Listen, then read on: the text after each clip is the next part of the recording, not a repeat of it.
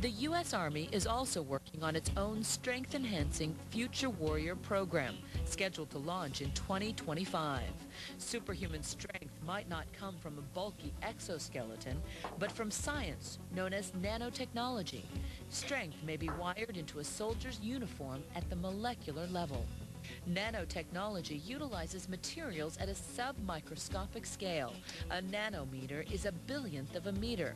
Fine polymers can be constructed at this tiny size. They have a random collection. They start to look like a spider web. If we let them collect long enough, they will look more like skin.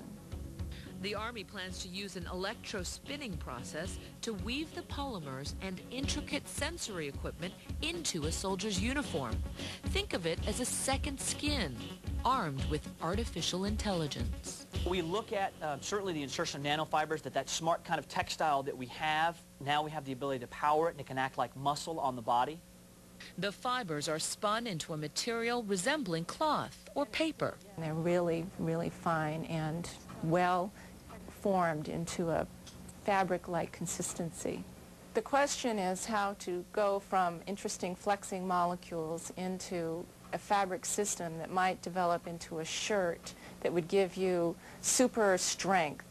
And in order to do this, we need to put those molecules into possibly a fiber form, like muscles are in a fiber form, and then design a fabric that can be controlled in some way, perhaps electronically, to develop that strength. The Army's Future Warrior program might use exoskeletons alongside nanotechnology. The Future Warrior design is based on the assumption that the warfare of the future will be urban, fighting house to house. Whether using exoskeletons or nanotechnology, the new superhuman strength will enable soldiers to climb stairs and run faster and to zip through narrow alleys.